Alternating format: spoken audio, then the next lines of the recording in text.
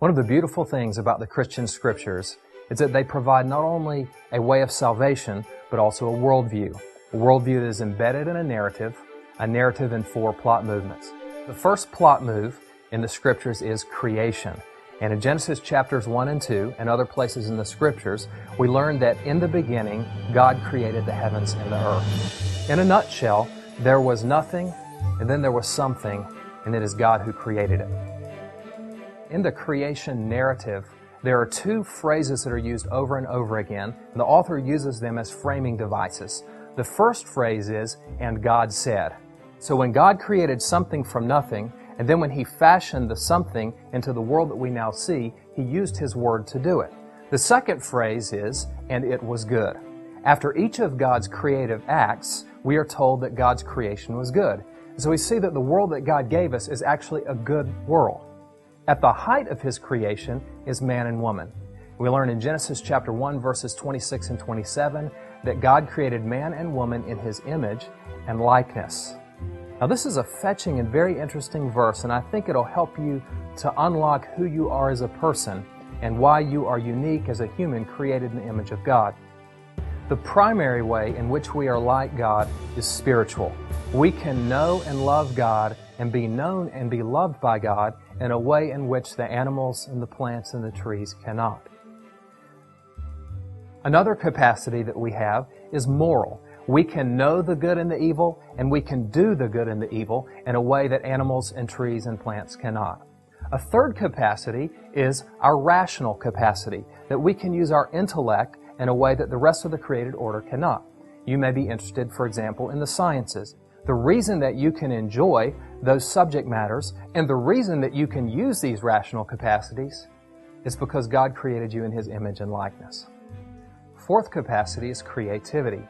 The reason that you can use your imagination and enjoy things like movies, music, literature, architecture, graphic design is because God gave you those creative capacities, and those are a part of being created in the image and the likeness of God. A fifth capacity is relationality. If you like people, or you are able to relate to people, maybe you're in a sales profession or you're a teacher or something like this, the reason that you can relate to other people on the level with the depth and with the breadth that you can is because you're created in the image of God. And so God has created humans in His image, and this is a part of our great dignity and humility. It is our great dignity that we are created in the image of God, and it is our great humility that we are not God. One thing to notice is that at the time of creation, Adam and Eve, man and woman, had excellent relationships. They had an excellent relationship with God, excellent relationship with each other, an excellent relationship with the created order, and an excellent relationship even with man with himself and woman with herself.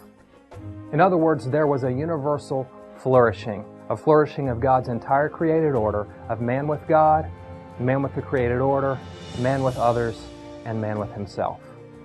The second plot movement in the biblical narrative is the fall. And in this plot movement, we learn that the very first man and woman who ever lived, Adam and Eve, decided to rebel against God. When they rebelled against God and set themselves up as autonomous or independent from God, they lost their relationship with God. Their relationship with Him was broken. And because of this broken relationship, the image of God in man was distorted and defaced. And we can see this in the 5 capacities we just mentioned. Spiritually, our relationship with God is broken. Morally, we can no longer do the good. Rationally, we have difficulty discerning the truth, and in particular, it is impossible for us to discern spiritual truth. Creatively, we use our imaginative and creative capacities to make idols and worship them instead of worshiping God, and relationally, we tend to love ourselves. And finally, I want to say that our 4 relationships are now broken. Our relationship with God is broken as we are separated from Him. We are enemies of God. Our relationship with others are broken and is manifested in all sorts of interpersonal and societal badness. Our relationship with the created order is broken as there is no longer this perfect and mutual interdependence. And finally, man's relationship with himself is broken as we find ourselves alienated from our true self. The third plot movement in the biblical narrative is redemption.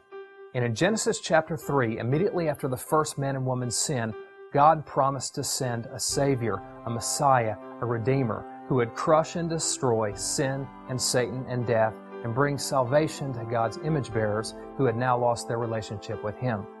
And when we come to the Gospels, we find out that this Savior's name is Jesus. And just as the Scriptures prophesied, He was born of a virgin, He taught God's truth perfectly, He lived God's moral law perfectly, He demonstrated power over sin and sickness and death and even demons. But most importantly, what He did is He gave His life for us.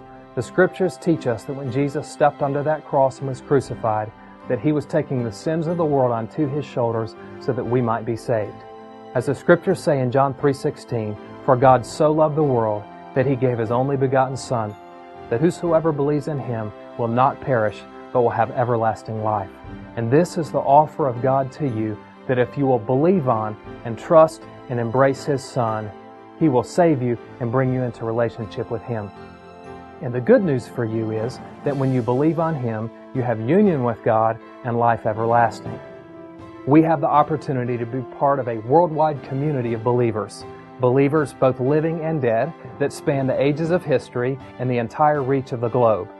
Believers who are being redeemed in all of their capacities. He's redeeming us spiritually. He has declared us righteous because of the work of His Son. He's redeeming us morally. We can now do the good. Rationally, we can now discern the truth. Creatively, we can now use our imaginative capacities to worship Him. And relationally, we know how to love others based upon the love of Christ for us. Which brings us to our 4 relationships. God begins the process of healing our relationship to Him, our relationship to others, our relationship to the world, and our relationship even to ourselves. The 4th plot movement is new creation. And in this plot movement we learn that Jesus will come again, and when He comes again, He will bring with Him a new heavens and a new earth where everything will be made right. We also learn that on this new heavens and earth, on this new universe, there will be worshipers from every tribe and tongue and people and nation. In other words, there is something so profoundly true and so comprehensively good and so strikingly beautiful about our God that He will be found worthy of worship by every type of person who has ever lived, not just on every continent and not just in every country, but in every tribe, in every language, in every dialect. Every type of person who has ever lived across the span of history and across the reaches of the globe.